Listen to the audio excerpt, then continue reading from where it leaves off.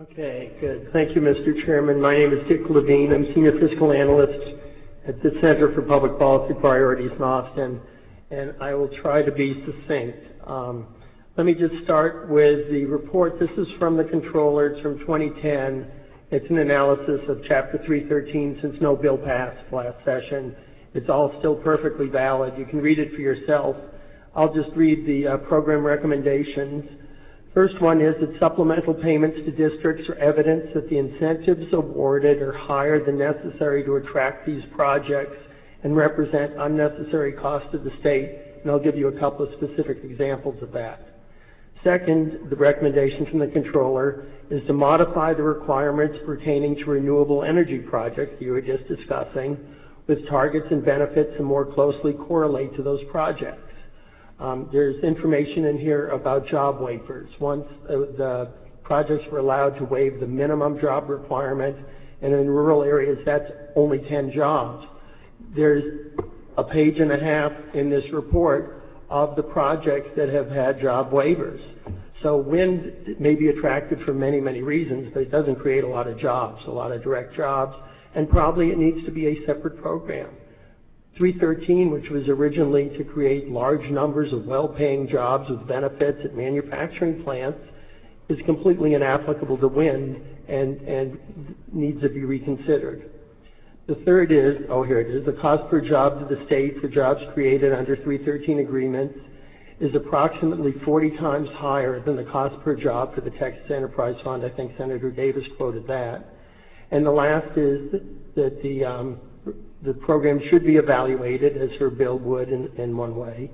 It has increasingly been used to over-incentivize projects that create fewer no jobs. The program should be restructured toward its original intent. And that's one of the reasons that I am here to testify against this bill, because this bill does none of those things. This program is a troubled program and does not deserve a few tweaks and a 10-year extension. I think it deserves, and most, it's now slated to expire 2014. Give it another year or even 2 years so you can come back next session after you've had a chance to have this program audited and to rethink what are the goals of the program and what's the best and most effective way to get there. The fiscal note is just totally inadequate, but it's only, as you mentioned, it's only 5 years out. But you can see by the 5th year, we're up to $155 million per year lost to school districts. And it's accelerating when you hit that 5-year barrier and the numbers disappear. But we know from fiscal notes from 2 years ago, for bills that were just a simple 10-year extension, that it's in about the $3 billion range for the lifetime of the project. And from the report on the current projects, I think it's about $2.4 billion. So we know that's a reasonable estimate. Plus, in this bill, you would add renovations.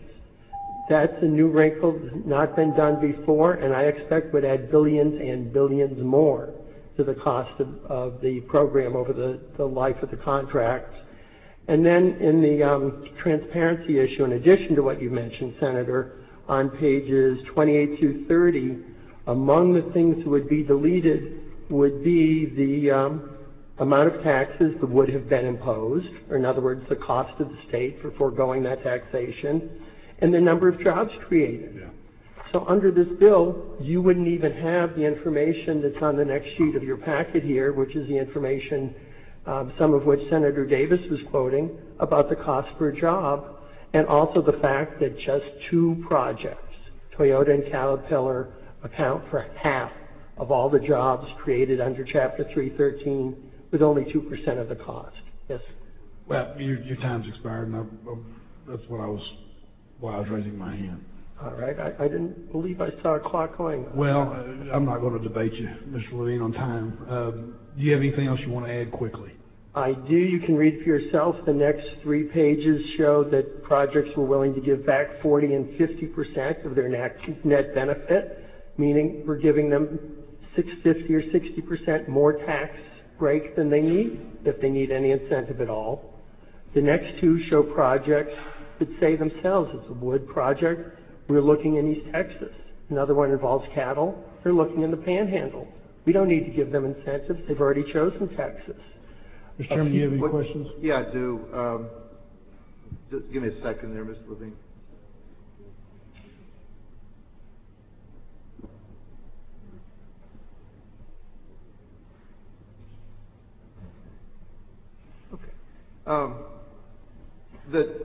Your statement about the jobs, and do you not see the value in the investment of taxable property then? I mean, I realize your point's well taken about the jobs issue, but you heard some testimony from about the economic impact of the property, the taxable property in some counties. Do you not see value in that, or do we need to restructure that? What it seemed to be, yes, granted, the wind industry does not provide jobs compared to some other industries, but the taxable property seems to be of value to the counties in those areas. Well, the last 3 pages in this packet are examples from the companies of their, it's called the Biennial Progress Report, to the controller. And you were asking about this. There's no advantage to them to exaggerate their the value, because they're only going to be paying on $10 million or whatever it is. Doesn't matter how much more it goes over. But there's no reason for them to minimize the final value on the roll, because they won't be taxed on that. It's to the appraisal district to determine that. And Senator Davis had a couple of examples of a wind farm that loses 2/3 of its value before it goes on the roll, or this pipeline that loses about 85% of its value before it goes on the roll. And even Samsung's putting in a total of $8 billion over time. But by the time it's on the rolls, by their own number, it's only going to be $1 billion worth of value for the Manor Independent School District. And when we're talking about repowering wind farms, they repower after 10 years and get a new 313 agreement. It'll never be on the rolls. So I don't think we're getting the bottom line value that some proponents are claiming.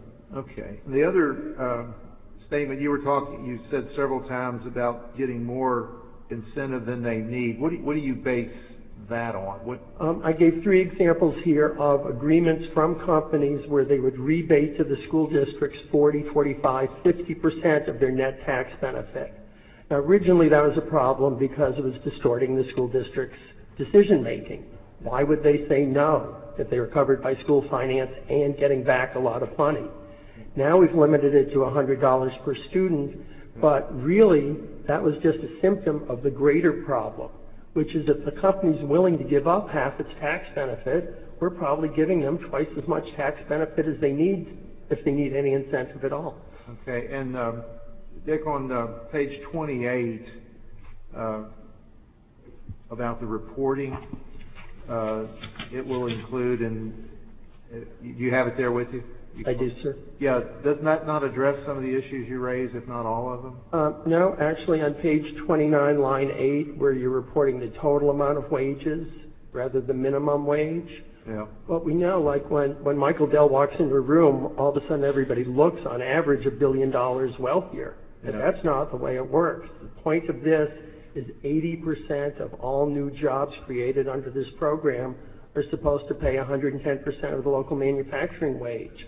When you total them all together, you can't tell what the distribution of wages is within the program.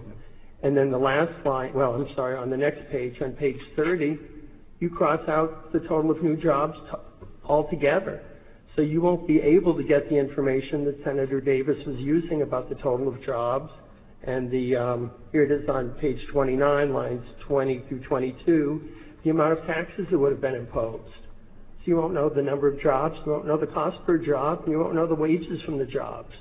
Those are the whole point of the chapter, and you won't have reporting on any of it. Okay.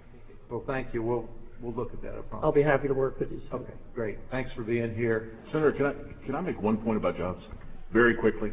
Yes. The typical wind turbine is 200 tons. Typical wind farm, about 70 turbines. We're talking about 14,000 tons of steel. These arrive where they are because people who are paid to put them there. And so there is a lot of job creation that goes with wind farms. I applaud your bill because it captures that job creation that's not currently identified. And so the idea that there aren't any jobs is lost in the current statute. So thank you. Okay.